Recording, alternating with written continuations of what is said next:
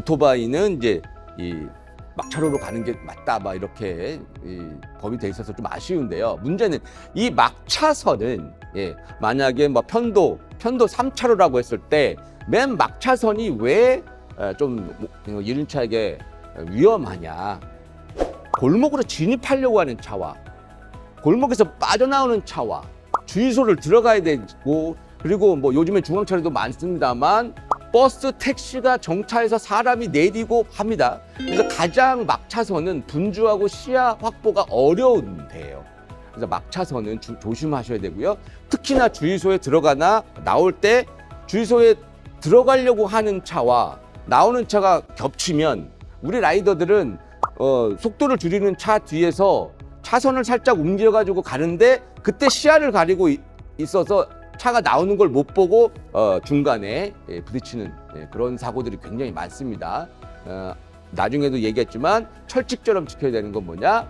시야 확보가 되지 않으면 가속하지 않는다. 이건 철칙처럼. 그리고 막차선에서는 항상 분주하고 위험 요소가 많기 때문에 막차선 달릴 때는 특히나 더 조심해야 된다. 이런 말씀 드리고 싶습니다.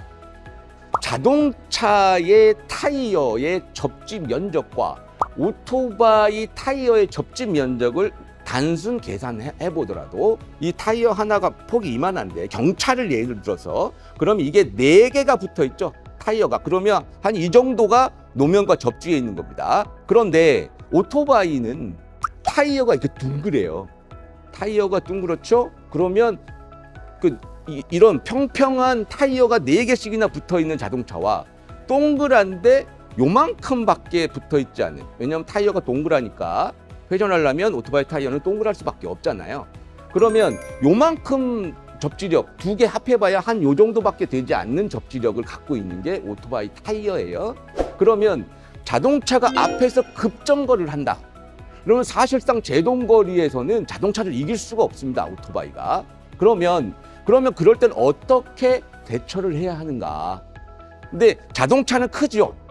자동차는 크지만 오토바이는 좀 이제 작잖아요. 그리고 언제든지 회피 정지를 할 수 있는 그런 테크닉이 좀 있어야 됩니다. 그리고 사실은 개선이 굉장히 시급한데요. 일단 개선되기 전까지 여러분들이 만약에 앞에 있는 자동차가 급정거리를 했을 때 브레이킹을 하면서 회전을 해서 남아있는 공간에 들어가서 정지거리를 늘리는 거죠. 그런 테크닉을 연마를 하셔야 실전 도로에서 많이 안전을 확보할 수 있다.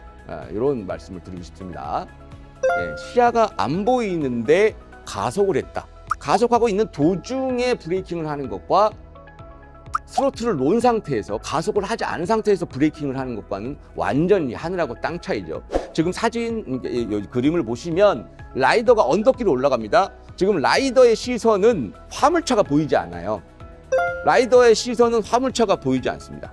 그런데 저기에서 뭐 자기가 기분이 좋아서 업돼서 정상에서 가속을 하고 있는데 화물차가 갑자기 등장을 했다. 그때 브레이크를 하면 제동거리가 나오지 않죠.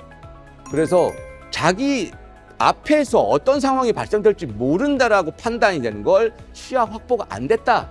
무조건 스로틀을 놓고 가속하지 않습니다. 라이더뿐만 아니라 자동차 이 운전자도 마찬가지입니다만 철칙처럼 지키셔야 됩니다. 그러면 요것만 잘 지키셔도 시야 확보가 되지 않으면 절대 가속하지 않는다. 이것만 잘 지키셔도 사실 대부분의 큰 사고를 막을 수 있습니다. 우리 라이더 입장에서 보자면 가장 무서운 건 자동차입니다. 그래서 자동차가 변심을 할 때 대처하지 못해서 접촉사고가 났다. 자동차는 보험 처리하면 되지만 라이더는 몸이 다칠 수가 있어요. 어디로 갈지 목적지가 뚜렷하지 않은 차량들이 급차선 변경을 한다거나 급하게 2차선에서 골목길로 들어간다거나 뭐 이런 일들이 많이 발생되죠. 근데 가장 무서운 게 그런 차들입니다. 우리 라이더 입장에서는 그렇게 변심, 갑자기 여기로 갈 건지 저기로 갈 건지 모르다가 갑자기 변심을 해서 급차선 변경을 한다거나 이런 차들이 있다고 하면 여러분들이 빨리 파악하셔가지고 조금 멀리 떨어지시는 게 좋겠다라는 말씀드리겠습니다. 그만큼 자동차가 어떤 식으로 주행할지에 대해서 빨리빨리 캐치를 하고 위험 요소를 스스로 걸러내는 것이 굉장히 중요하다. 라고 말씀드릴 수 있습니다. 노면에 오토바이의 앞바퀴 뒷바퀴 합쳐봐야 접지력이 요만큼밖에 안 된다고 했잖아요. 그래서 비 오는 날 자동차는 별로 그렇게 큰 뭐 신경을 쓰지 않고 돌아다니는 이유가, 주행을 할 수 있는 이유가 이만큼의 접지 면적을 갖고 있잖아요. 접지 면적은 매우 중요한 거예요. 특히나 브레이킹이라든가 이런 거 다 다르죠. 근데 오토바이 같은 경우에는 정말 접지 면적이 너무너무 적잖아요. 그래서 노면의 컨디션에 따라서 접지력 자체가 엄청나게 달라져요. 굉장히 맑은 날, 건조한 노면에서 가장 그 최상의 접지력이 나오죠. 근데 비가 오면 일단 라이더 입장에서는 좀 짜증나는 게 사실이에요. 그러면 우리가 이 노면의 상황을 파악할 때 있어서 어떤 방법이 있을까? 저 같은 경우에는 주행을 하다가 한 40km, 50km 자기가 신고 있는 신발을 바닥에서 주행을 하면서 살짝 대보세요. 살짝 대면 건조한 노면과 살짝 비가 왔을 때와 비가 많이 왔을 때와 이 신발이 접촉되는 느낌 자체가 완전히 달라요. 미끄러운 상황이 되면 여러분들이 어떻게 현장에서 판단하시냐면 가로등이 켜질 거 아니에요. 밤에 가로등이 켜지면 가로등의 불빛이 노면이 가로등의 불빛을 반사하고 있다. 말 그대로 노면이 반짝반짝 거린다. 그러면 일단 노면이 미끄러운 겁니다. 왜냐하면 건조한 노면은 반짝거리지 않아요. 그리고 여름이랑 이렇게 대비해 보시면 아실 거고, 그럴 때는 빨리 노면을 체크하셔가지고 야, 여기 미끄러우니까 속도를 줄여야 되겠구나, 이런 걸 빨리빨리 캐치하시는 게 좋습니다. 여러분들이 사실은 이제 뭐 차선 변경을 많이 하잖아요. 하루에도 몇십 번씩 합니다. 그런데 사이드 미러에도 사각이 있고요. 그리고 우리는 뒤에 배달통이 있잖아요. 그래서 배달통 때문에 사이드 미러가 좀 잘 안 보이는 부분들도 있고요. 그래서 체크 숄더라고 하죠. 어깨가 보일 정도로 고개를 돌려서 자동차가 급하게 진입하는 자동차가 있는지 없는지 이런 것들을 반드시 확인을 하시는 게 좋아요. 그리고 장시간 라이딩을 하시다 보면 계속 이 자세로 있는 것보다 계속 목을 돌려서 목 근육을 좀 풀어주시는 것도 좋고요.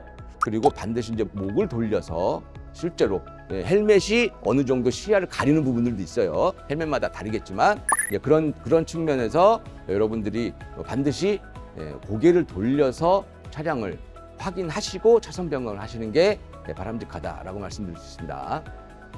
우리 라이더분들이 이야기하는 뭐 현장 용어로 전투콜이라고 하죠. 주행을 하면서 콜을 보는 거예요. 그래서 뭐가 떴나, 나 이거 잡아야지, 이렇게 계속 이제 주행을 하면서 보시는데요. 이게 굉장히 위험한 겁니다. 일단 어떤 상황에서든지 넘어졌다, 사고가 났다, 그러면 일단 몸이 다칠 수밖에 없는 구조가 돼 있잖아요. 신체가 외부에 노출돼 있으니까. 그런 것들을 감안하시고 일단 전투콜을 안 하시는 게 좋죠. 안 하시는 게 좋습니다만 하더라도 만약에라도 불가피하게 뭐 해야 되는 상황이다 그러면 좀 멈추고, 혹은 속도를 완전히 좀 줄인 상태에서 급하게 그것만 하고서 멈추고서 이제 다른 상황을 핸드폰을 조작하시는 게 좋아요. 사고라는 거 이렇게 납니다. 그러니까 여러분들이 조금만 더 좀 주의를 해줬으면 좋겠습니다.